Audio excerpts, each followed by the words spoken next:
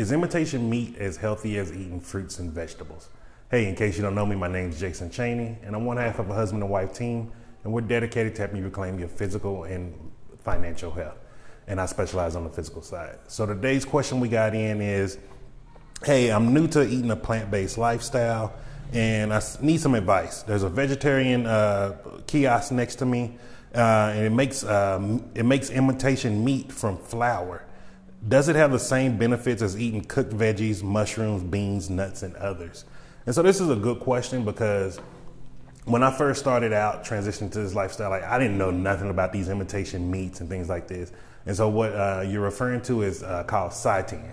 And it's just a flour, and it's good texture if you're a person who needs that texture that you're missing from meat. And short answer, no, it is not as healthy because it's not as nutrient dense as your fruits, vegetables, nuts, and seeds. So, but it is okay to eat. And I would like to play with a quote from Zig Ziglar, where he says, "You don't have to be great to start. You have to start to be great." And think about that with your health.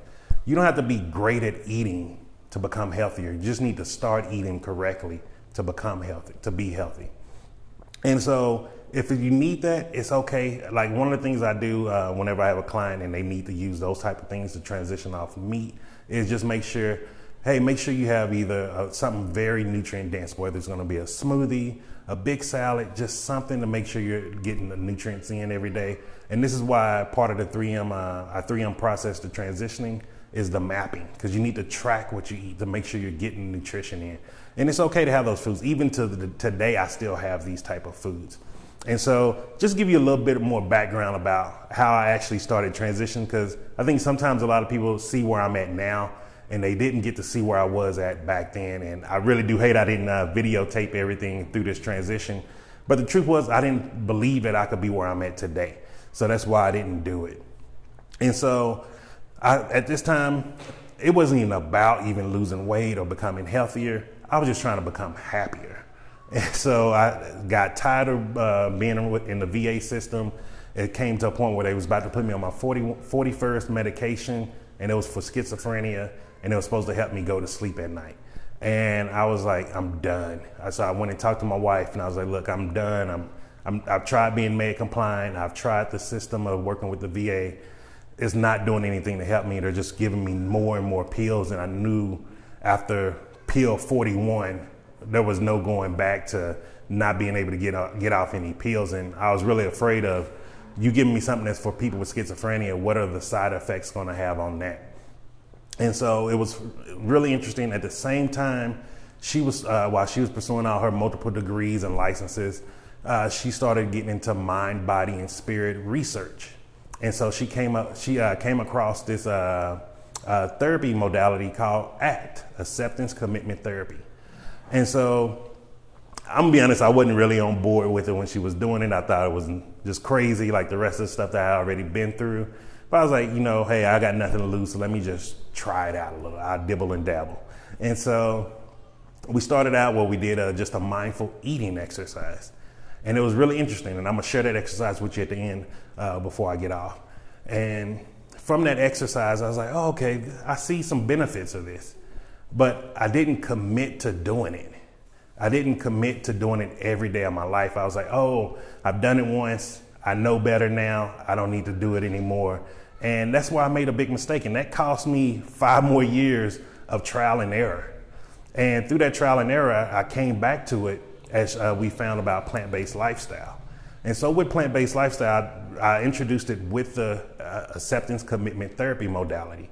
So I accepted that all the eating that I've done up to that day was wrong, and it got me the bad health that I have now, that I had at the time.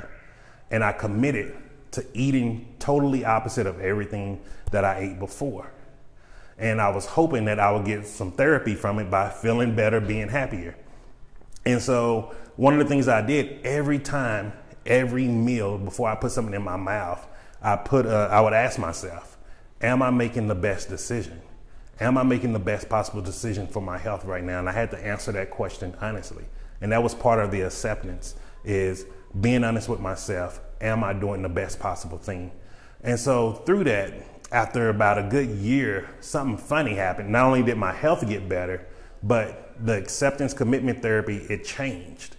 And how it changed is because I started seeing my health getting so much better, getting off blood pressure pills, no longer needing a CPAP machine, no longer pre-diabetic. I also starting to be able to walk on my left leg again without the use of a cane. That I accepted that the eating that I'm currently doing is giving me the health that I desire. And so I was committed to that now. And from that, the therapy was, how much better can I be? How much better can I become? But also, how can I inspire other people to see, like, look, there's a better life out here. You don't have to be suffering. And so that's how the acceptance commitment therapy modality really helped play side and side with me, not only transitioning to a plant-based diet, but getting the health that I desire again. And so it's not just about what you eat. It's about accepting that the way you've ate before got you to the health that you're at now. And you have to be committed each and every day, each and every meal, every time you're putting something in your mouth, because most of the times we're subconsciously eating and don't realize what we're putting inside our bodies. And so I'm gonna go ahead and give you the exercise. So this is what we did. And you can try this with, you can use grapes, popcorn, nuts and seeds, something that's you can fit in your hands and it's poppable. And just close your eyes, put it in your mouth, and then you just let it roll around with your tongue, let it hit your teeth and everything, and then slowly take like 5 bites. Don't swallow it, and just see what does it feel like. This is starting to emotionally connect with the food. And because we have emotional attachments to food, which I'll explain in a later day, and this is starting to understand that emotional attachment and starting to rewire those wires in the brain. So do that. Then splash it around your mouth again with your tongue. Move it around. So what does it feel like? How does it taste? What sensories are going off?